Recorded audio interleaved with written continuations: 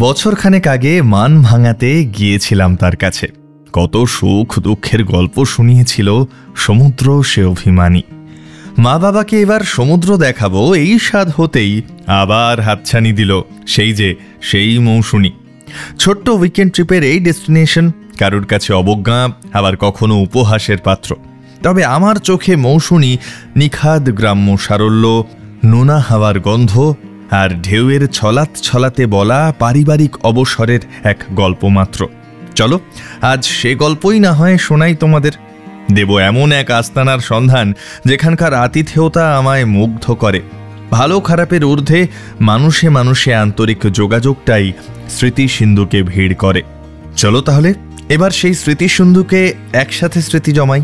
সবার আগে আমি শঙ্খ, তোমাদের হোস্ট, সবাইকে জানাই ওয়েলকাম টু মেঘ পিওনের ভ্লগ।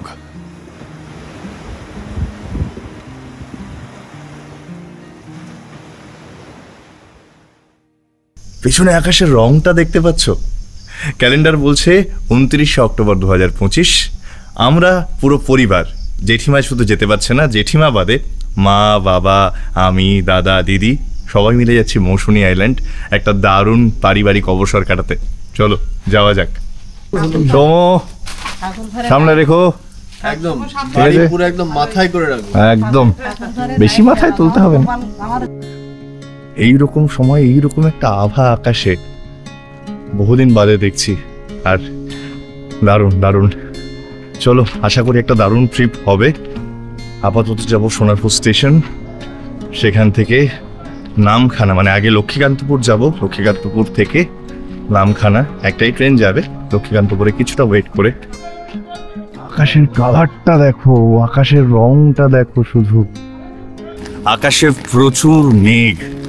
অ্যাকচুয়ালি নিম্নচাপ হয়েছে, আর দীঘার সাইডটা তো অলরেডি সতর্কতা জারি হয়েছে, তবে আশা করি এদিকে সমস্যা হবে না।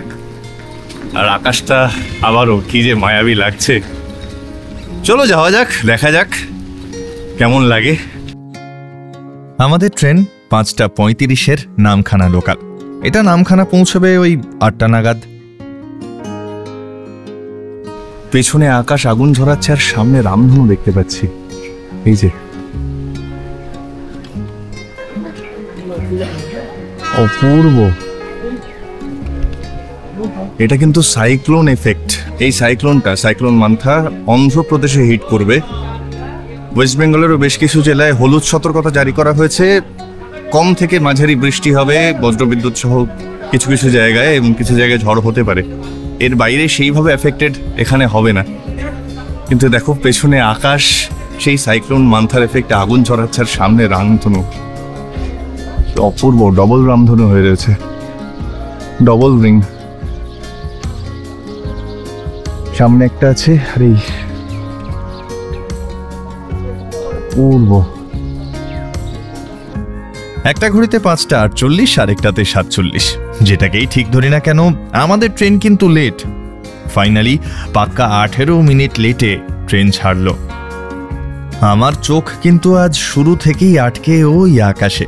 এরকম চড়া মেজাজের আগুনে আকাশ এতক্ষণ ধরে শেষ কবে দেখেছি মনে পড়ে না।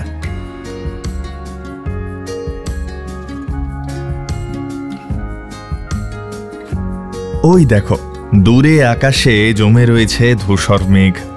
এদিকে শাসন পেরোতেই শুরু হলো লম্বা পেয়ারা বাগান।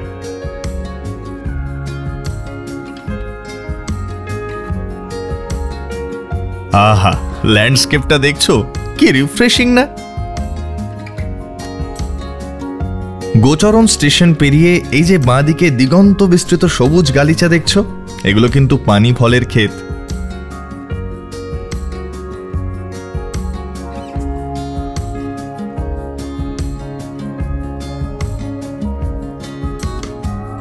ঘড়ি বলছে 6:54। আমরা লক্ষ্মীকান্তপুর এসে গেছি। আর আবারও আগের বারের মতো যে দোকান থেকে কচুরি খেয়েছিলাম সেই দোকান থেকে কচুরি খাচ্ছি, কারণ হাতে 20 মিনিট সময় আছে। এখান থেকে নামখানা যে ট্রেনটা ছাড়বে সেটা 7:05 ছাড়বে।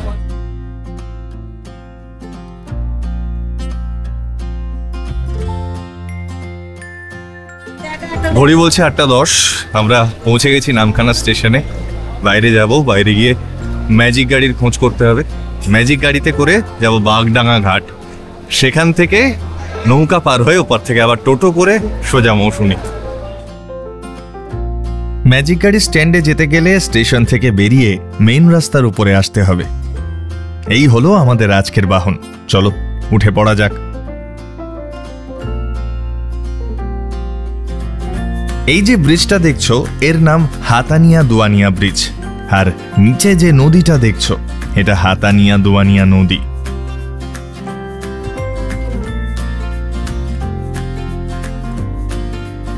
নামখানা স্টেশন থেকে এই বাঘডাঙ্গা ঘাটের দূরত্ব 24 কিলোমিটার, সময় লাগে প্রায় 45 মিনিট মতো।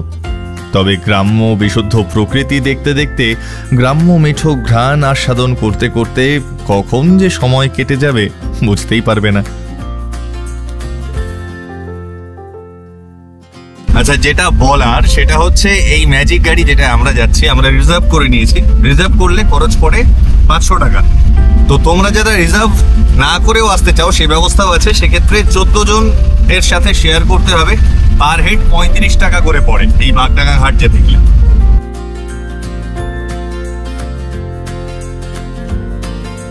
তোমরা যারা গাড়ি নিয়ে আসবে তাদের জন্য কিন্তু পার্কিং ব্যবস্থাও রয়েছে। এই যে এই জায়গাটা বাগডাঙ্গা ঘাটের আগে এইখানটায় তোমরা পার্কিং করতে পারবে। পারফেক্ট টাইমিং, ঘড়ি বলছে 9:14 আর আমরা চলে এসেছি এই বাগডাঙ্গা ঘাটে। 9:15 খেয়াটা আমরা পেয়ে যাব। এখানে কিন্তু আধ ঘন্টা অন্তর অন্তর খেয়া, তো সেটা একটু মাথায় রেখো। 9:15 মধ্যে ঢুকে যাওয়ার চেষ্টা করো।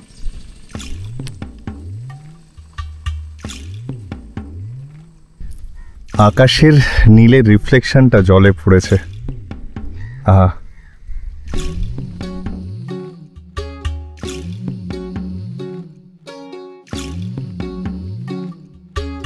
ছোটবেলায় নৌকো চড়তে যে কি ভয় পেতাম, আর বড় হয়ে সেই ভয়টাই এখন প্রচণ্ড উপভোগ করি। যাই হোক, এই খেয়া পার হতে 5 মিনিটও লাগলো না আমাদের।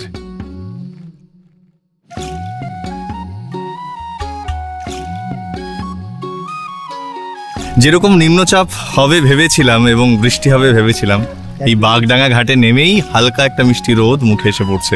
এটা এক্সপেক্ট করিনি। চলো এবার টোটো ধরার পালা। বাগডাঙ্গা ঘাট থেকে মৌসুমীর দূরত্ব ওই 20 মিনিট মতো। এই ছোট্ট জার্নিটাও এত সিনিক ল্যান্ডস্কেপে ভরা। রাস্তার দুপাশে যে কত ধান ক্ষেত আর ছোট ছোট পুকুর ছড়িয়ে তার কোনো ইয়ত্তা নেই।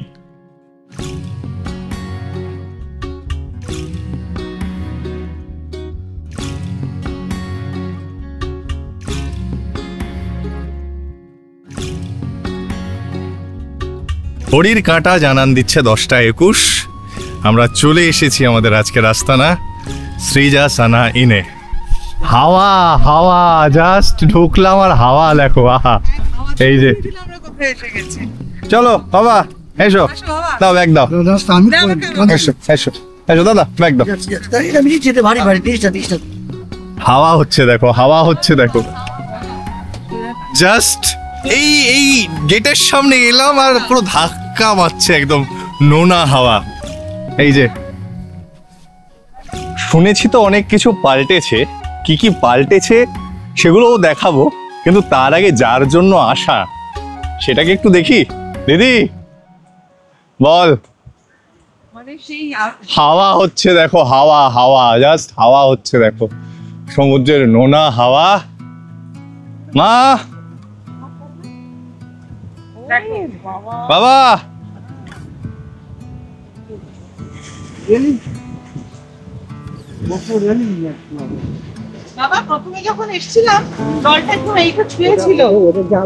হ্যাঁ ওগুলো সব আলাদা ক্যাম্প, এটা আলাদা ক্যাম্প। আর এই যে সমুদ্রের বাই কালার হয়ে গেছে, এখানে এই দিকটা ঘোলা আর ওপারটা একটু সি গ্রিন টাইপের। দূরে বৃষ্টি হচ্ছে, নিম্নচাপের এফেক্ট, নিম্নচাপের এফেক্ট অবশ্যই, কিন্তু দারুণ দারুণ, অসাধারণ অসাধারণ। বলো হ্যাঁ, ভাই আমি বলেছিলাম না বাবা এসে ছিটকে যাবে, বাবা এসে ছিটকে গেছে ফার্স্ট লুকে। বলো বাবা, অসাধারণ অসাধারণ। দাদা সেকেন্ড টাইম কেমন? দুর্ধর্ষ, ছিটকে গেছি। আচ্ছা, এবার এই যে অরুণদা, আগের বার যার কথা তোমরা অনেক শুনেছো, সেই অরুণদা কেমন আছো? দাদা চলে যাচ্ছে, হ্যাঁ ভগবানের আশীর্বাদ। একটু বৃষ্টি বৃষ্টি হয়েছে, তার জন্য একটু চাপ। গতকাল থেকে প্রচন্ড বৃষ্টি না? প্রচন্ড বৃষ্টি। আরে এই নিম্নচাপ হলে কি করবে তোমরাই বা কি করবে? এত ভালো লাগছে, বৃষ্টি শুরু হয়েছে কিন্তু এখান থেকে বেরোতে ইচ্ছা করছে না, হাওয়া উড়িয়ে নিয়ে যাচ্ছে। এই যে টাইটানিক, আমরা আগেরবার এটা ছিল না, তাও পোস্ট করেছিলাম। ও অসাধারণ। সমুদ্রের পাড়ে এলে যেটা আমার সবসময় মনে হয়, মানে পাহাড়ে গেলে তো আমি শান্তি পাই। আমি আগের বারও এসে একই কথা বলেছিলাম, সমুদ্র আমার কাছে দুঃখ বিলাসী। সমুদ্র গিলে নেয় যত যাবতীয় দুঃখ, যাবতীয় কষ্ট, সমুদ্রের কাছে এলে না ভ্যানিশ হয়ে যায়। পাহাড় শান্তি দেয় যেমন, তেমনি সমুদ্র কিন্তু ক্ষোভ, অভিমান, কষ্ট, দুঃখ, যন্ত্রণা সব গিলে নেওয়ার ক্ষমতা রাখে, সেটা যে সমুদ্রই হোক।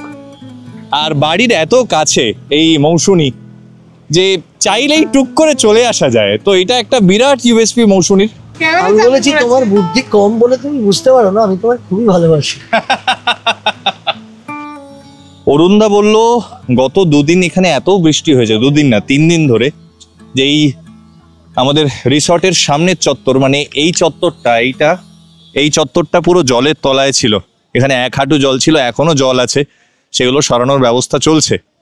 কিরে, এটা তোর ক্যাম্প তো? হ্যাঁ, তোর নাম কি বলে দে? অভিক। কার নামে এই ক্যাম্পটা? কার নামে? দিদির নামে। জানি না কি ব্যাপার, মৌসুমী যতবার আসি ততবার বৃষ্টি ঘিরে ধরে।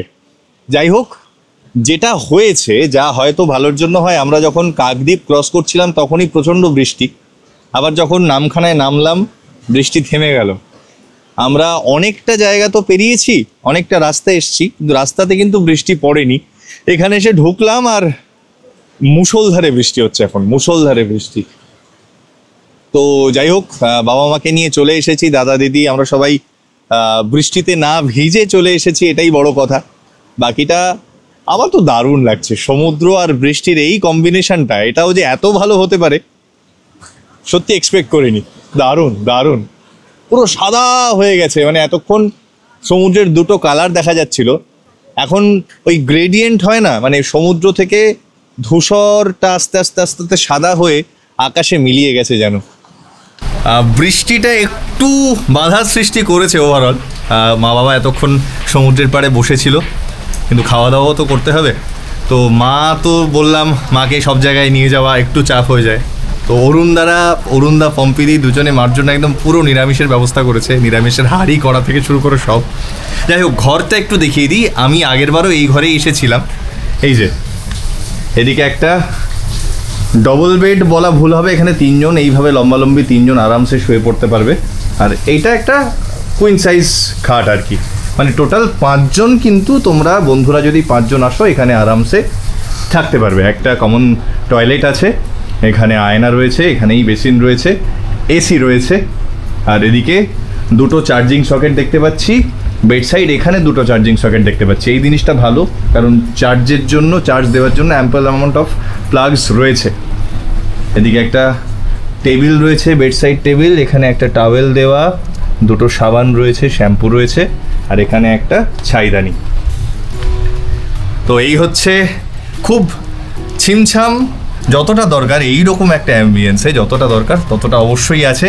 এবং আরও যেটা বেশি করে আছে, যেটার জন্য আমার এখানে আসা, সেটা হচ্ছে অরুণদার পম্পাদির আন্তরিকতা, অরুণদার পম্পাদির ভালোবাসা। আমি আগেও বলেছি যে এই মৌসুমী থেকে আমি অনেক ক্যাম্প থেকেই ডাক পেয়েছিলাম, কিন্তু আমি আসিনি, কারণ যেখান থেকে এত ভালোবাসা পেয়েছি, এবং আমি জানি এই ভালোবাসাটা অকৃত্রিম, এবং এই ভালোবাসার টানকে হেলাফেলা করা উচিত নয়। সেই কারণে আমার কাছে মৌসুমী মানে সৃজাসানা। ঢুকেছি অনেকক্ষণ, কিন্তু ওয়েলকাম ড্রিঙ্কটা এখন পাচ্ছি, তার কারণ আমরাই ব্যস্ত ছিলাম একটু সমুদ্রের পাড়ে, প্লাস ঘরদোর দেখালাম। এবার ওয়েলকাম ড্রিঙ্ক, এখানে এই ডাব পাওয়া যায় ওয়েলকাম ড্রিঙ্ক হিসেবে। থ্যাংক ইউ সুমনদা, থ্যাংক ইউ। তো যারা ডাব খাও না, এরকম একটা পেল্লাই সাইজের ডাব যারা খাও না, তাদের জন্য অন্য শরবতের ব্যবস্থাও কিন্তু আছে, লেবু চিনির শরবত, নুন লেবুর শরবত, তো এইগুলোও তোমরা পাবে। আমি ডাব তো খাই, তাই এর চেয়ে ভালো ওয়েলকাম ড্রিঙ্ক হয় না। চলো এবার মা বাবার রুমটা একটু দেখাই। আমাদের রুমে যেমন ম্যাক্সিমাম 5 জন থাকতে পারবে, এই রুমটা এমনি 2 জনের জন্য, কিন্তু 3 জনও থাকতে পারবে। কেন সেটা চলো দেখাই। এই যে ঘরে ঢুকেই একটা বিরাট খাট, এখানে 2 জন বড় মানুষ, 1 জন বাচ্চা কিন্তু আরামসে থাকতে পারবে। এদিকে এসি রয়েছে, আর এটা হচ্ছে toilet, neat and clean toilet, western commode রয়েছে, আর শাওয়ার রয়েছে এই যে। আর এইখানে মার আলাদা নিরামিষের সেট আপ হয়েছে। মা ঠিক আছে? হ্যাঁ খুশি তো? ব্যাস, গ্রামের অ্যাম্বিয়েন্স পেয়েছে তো, বাবাকে আটকে রাখা যাচ্ছে না। বাবা কত দূর ঘুরে এলে? ওই এদিকে এসো, এদিকে এসো। কত দূর ঘুরে এলে? আমি গেলাম এই যে পাকা রাস্তাটা একদম শেষ প্রান্তে। কতটা তাও কতটা হবে? তা 5-7 মিনিট রাস্তাটা। 5-7 মিনিটের রাস্তা একা একা হেঁটে ঘুরে বেড়াচ্ছে। হারিয়ে গেলে দায় কিন্তু আমার নয়, ঠিক আছে? এখানে আর যদি হারিয়ে যাও দায় আমার নয়, এখানে হারাবো ঠিক আছে? না। নিজে নিজে ফিরবে। হ্যাঁ। আরো ঘন্টা খানেক চলে অবশেষে তিনি থামলেন। ওদিকে রোদও উঠল, আর আমিও বেরিয়ে পড়লাম।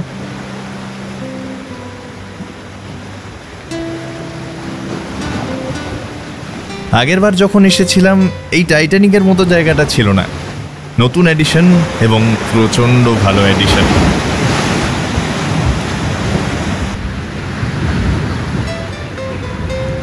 দূরে দেখা যাচ্ছে 2টো মাছের ট্রলার এক জায়গায় নোঙর গেড়ে দাঁড়িয়ে। পুরো আকাশের ভেতর দিয়ে যাচ্ছে না মেঘ যখন। ওদিকে দুর্যোগের মেঘও কেমন কেটে যাচ্ছে দেখেছ? মৃদু মন্দ নোনা হাওয়া এসে ঝাপটা মেরে যাচ্ছে চোখে মুখে। চলো লাঞ্চের সময় হয়ে গেছে। লাঞ্চে ছিল সাদা ভাত, আলু ভাজা, একটা আলুর তরকারি, ডাল, চিংড়ি মাছের মালাইকারি আর পমফ্রেটের ঝাল, সাথে চাটনি আর পাঁপড়ও। রান্না যে আগের বারের থেকেও ভালো, এ ব্যাপারেও কোনো সন্দেহ নেই।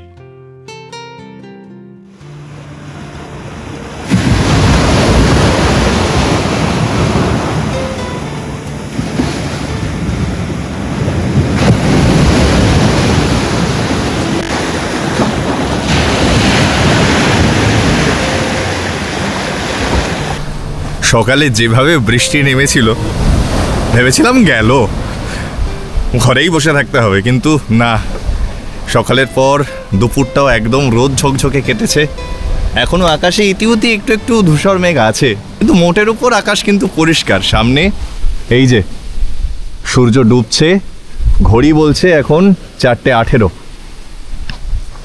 চলো একটু ম্যানগ্রোভ, সেই যে ম্যানগ্রোভ আগের বার গেছিলাম, যারা এবার প্রথম দেখছো তাদের জন্য তো রইলই, আর যারা আগের বার দেখেছো তারাও স্মৃতি রোমন্থন করো। সোজা সোজা বাবা, সোজা। তখন যাচ্ছিলাম গ্রাম্য মেঠো পথ, একদম আস্তে আস্তে, স্লিপ খাবে কিন্তু। এখানে এলেই হাওয়াটা যে এত প্রাণ জুড়ানো হাওয়া, আগের বারও পেয়েছি। সারাক্ষণই বোধহয় হাওয়া চলে। আহা বাবা, এই জায়গাটা সাবধান, হ্যাঁ, এখানে একটু স্লিপ আছে। বৃষ্টি হয়েছে তো, তাই রাস্তা একটু কাদা হয়ে রয়েছে। এই যে রাস্তাটা একটু কাদা হয়ে রয়েছে, একটু বুঝে শুনে যেতে হবে। সুখদেব আমাদের নিয়ে যাচ্ছে। দুদিকেই পুকুর, রাস্তার দুধারে বাঁদিকে সবুজ ধান মাথা উঁচিয়ে রয়েছে। কি অপূর্ব ল্যান্ডস্কেপ! হ্যাঁ, জলে যে রিফ্লেকশনটা পড়ছে, আহা। বাবা বলো, ছেলেবেলার কথা মনে পড়ছে? হ্যাঁ মনে পড়ছে তো। হ্যাঁ, গ্রাম্য মেঠো গন্ধ, অদ্ভুত। বাবাকে পুকুরে নামাতে পারলে ভালো হতো। মা বাবা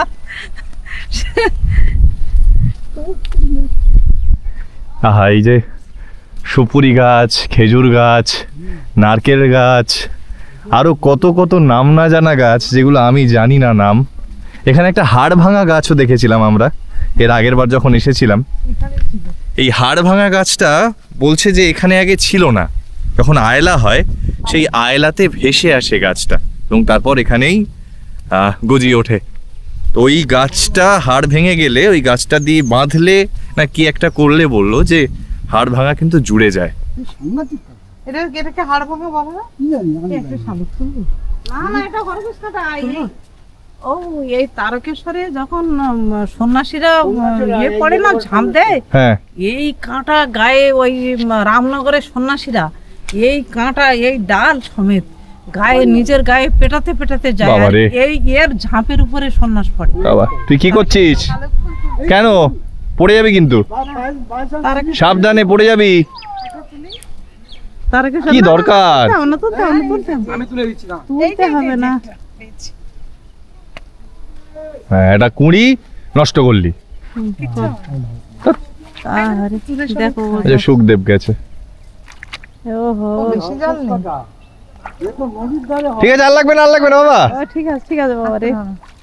ওই দেখো অবস্থা দেখো, 3খানা তুই নষ্ট করলি, এটা ঠিক না। সবাই তো তুলে খায় এগুলো। কি যে ভালো লাগছে, বাবাকে একদম পুরো ছেলে মানুষের মতো লাগছে আর কি। ছোটবেলায় ফিরে গেছে মনে হচ্ছে, নিজের মতো যেখানে সেখানে ঘুরে বেড়াচ্ছে, কাউকে বলছে না, একা একা হেঁটে বেড়াচ্ছি। মাঝে মাঝে আমরা বাবাকে খুঁজে পাচ্ছি না, কখনো 5-6 মিনিট হেঁটে চলে এলো একা, আবার সমুদ্রের পাড়ে গিয়ে একা বসে আছে। আরে ওই যে দেখো সবার আগে আগে হাঁটছে, ওই যে সবার আগে আগে দৌড়াচ্ছে বেসিক্যালি। হ্যাঁ এখানে ইলিশের জাল বুনে বাবা, এই যে ইলিশের জাল বুনছে। বাচ্চারা ফুটবল খেলছে ওখানে, আহা।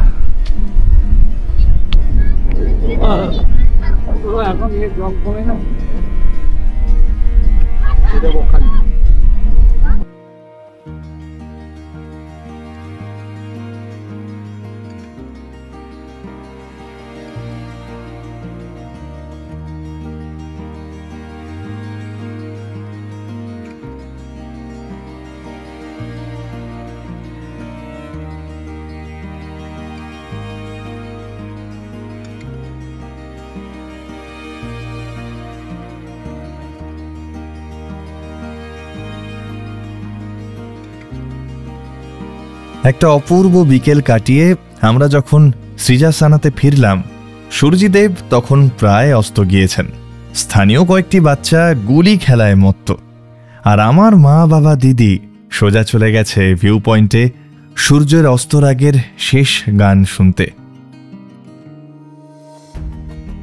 আজকের আকাশটা যে কি মায়াবী হয়ে রয়েছে তোমরাই বলো, অপূর্ব না? একে একে সন্ধে বাতিরা জ্বলে উঠছে রিসর্টগুলোতে। সন্ধে 6টার পর শুরু হবে সেই যে বক্সের চিৎকার। তার আগে যতটা এই প্রকৃতিকে আহরণ করা যায় সেই চেষ্টাই করি।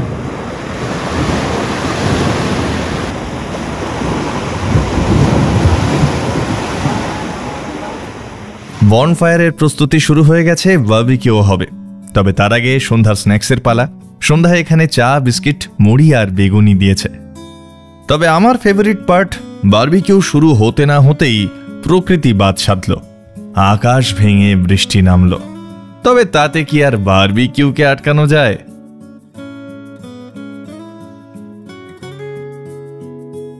সন্ধেবেলা থেকে কান ঝালাপালা হওয়ার পর যখন ভাবছিলাম সব ছেড়ে ছুড়ে চলে যাব, আমার সামনে এমন একটা জিনিস আনা হলো যে আর উঠতে পারলাম না। Chicken barbecue. এই যে পম্পাদির ছেলে অরুণদা, দাদা, ওদিকে দিদি, বাবা আসছে, সবাই মিলে সন্ধেবেলা চিকেন বারবিকিউ। জীবনে সব মায়া ছাড়তে পারলে ওই চিকেনের মায়া ছাড়তে পারবো বলে মনে হয় না। এই মাটিতে বসে পড়ে খাচ্ছি। হ্যালো, চলো এবার একটু সেই চাটা খাবো। এখানে খুব সুন্দর একটা চা পাওয়া যায়। তো সন্ধেবেলা তোমরা এখানেও খুবই ভালো চা পাওয়া যায় সৃজাসানাতে। তবে ওই চাটা এখনো মুখে লেগে আছে। মৌসুমীতে এলে জাস্ট এই সৃজাসানা ঢোকার মুখে একটা চায়ের দোকান পড়ে, সন্ধেবেলা ওখানে গিয়ে একটু চা খেও, ভালো লাগবে। বেশ কিছুক্ষণ অপেক্ষার পর অবশেষে চা পেয়েছি। যথারীতি চাটা দারুণ, খুবই ভালো, আগের বারের মতোই। এবারও এই চাটা বেশ কিছুদিন মুখে লেগে থাকবে, খুব ভালো।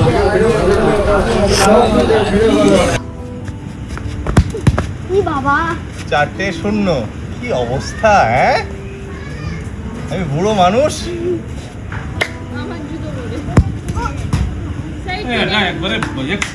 তিনটে মৌসুমীর সব ভালো, শুধু একটা জিনিস যদি একটু পাল্টাতে পারতাম। 6টা থেকে 10টা ওই তারস্বরে বক্স বাজানো যদি বন্ধ করতে পারতাম তাহলে কি ভালোই না হতো। যাই হোক, যতটুকু পাচ্ছি ততটুকুই উপভোগ করার চেষ্টা করছি।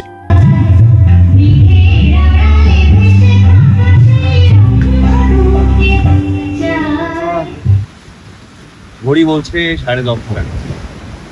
সন্ধ্যে থেকে চূড়ান্ত হুজ্জুতি, মানে আশেপাশের ক্যাম্পের মিউজিক্যাল হুজ্জুতির পর, কম্পিটিশনে বক্স বাজানোর পর, 10টার পর থেকে একদম ঝড়ের আগের যে শান্তি বা ঝড়ের পরের যে শান্তি, সেরকম একটা শান্তি এখন বিস্তার করছে এই পুরো চলাচল জুড়ে।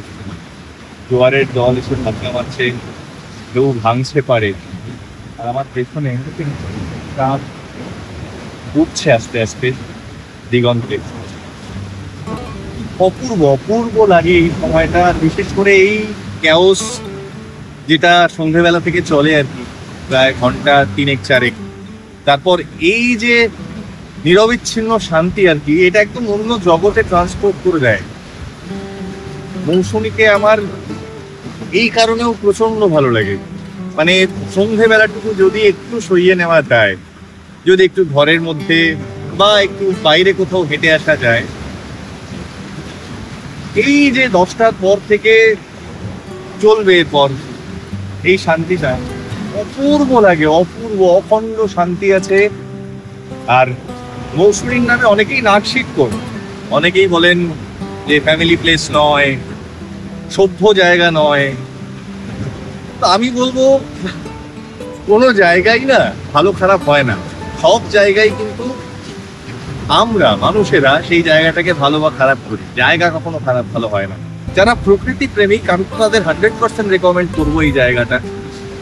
এই জায়গাটায় অদ্ভুত একটা গ্রামীণ সারল্য আছে, গ্রামীণ অ্যাটমসফিয়ার।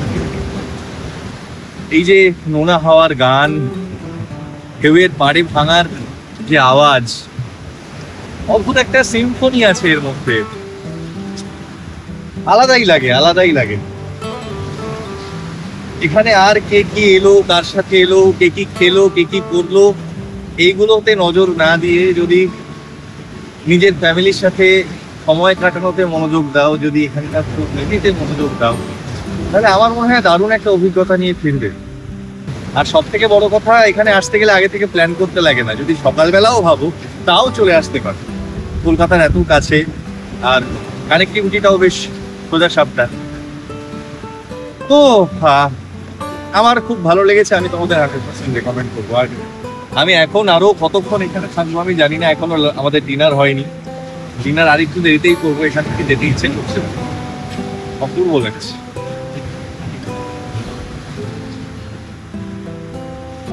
আচ্ছা, রাত্রে এখানে লজিং উইথ ফুড যে প্যাকেজ, সেই প্যাকেজে নর্মালি চিকেন থালি থাকে। তো চিকেন থালিতে রাত্রে ডাল থাকে, একটা সবজি থাকে আর চিকেন থাকে। তবে আমরা চিকেন নিয়ে আমরা মাটন নিয়েছি, এর জন্য কিন্তু এক্সট্রা 100 টাকা বেশি পড়ে। লজিং উইথ ফুড যে টোটাল প্যাকেজ, আর 100 টাকা বেশি দিলে চিকেনের জায়গায় মাটন পাবে তোমরা।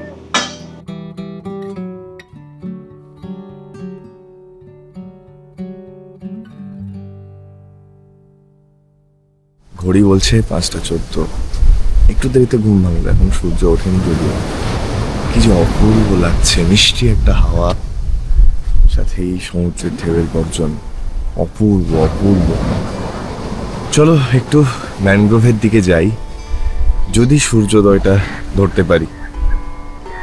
এখানে টাইম ল্যাপস বসিয়ে গেলাম, ওখানকার পালা। এই যে পূব আকাশ রেঙে উঠছে, এই যে এই অবস্থা হয়ে রয়েছে, সাধারণ।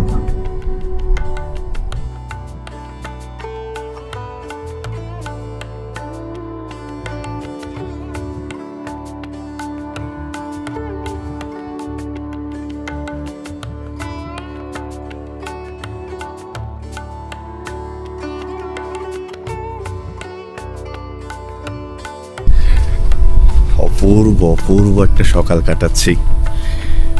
হাওয়া, মিষ্টি হাওয়া, বারবার মৌসুমী আসলে এই হাওয়ার কথা আমাকে আলাদা করে বলতে হয়, কারণ এই যে নোনা হাওয়া, সমুদ্রের হাওয়া, এটা যে কি রিফ্রেশিং।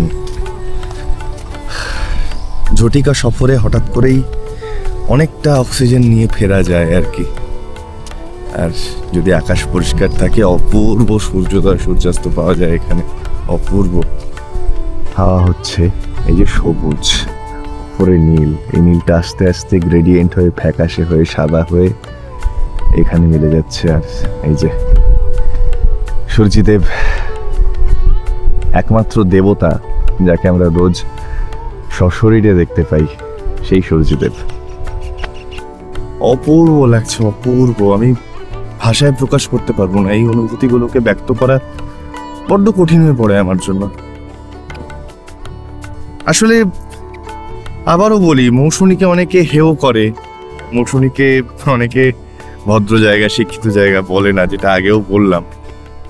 তো বিশ্বাস করো, এখানকার অনেক অনেক অনেক ভালো দিকও আছে, অনেক ভালো রসদও আছে, সেইগুলোকে কেউ কালচার করে না। যারা বলে তারা এতটাই পরশ্রী কাতর যে বাকিরা কে কি করছে সেইটা দেখতে দেখতে তাদের সময় চলে যায়। নিজের সময়ে, প্রকৃতির সময় এবং নিজের আর প্রকৃতির সময়, এই দুটোকে একসাথে উপভোগ করতে হবে। প্রকৃতি উজাড় করে দিয়েছে আমাদের জন্য, সেটা দেখার চোখ তৈরি করতে হবে। চোখের দেখা আর দেখার চোখ দুটো কখনো এক নয়। উপলব্ধি, সূক্ষ্ম অনুভূতিগুলোকে উপলব্ধি করার, অনুভূতি করার মতো একটা মন এবং মনন তৈরি করতে হবে, আর কিছুই না। তাহলে সব জায়গা সুন্দর লাগবে, সব কিছুকে ভালো লাগবে।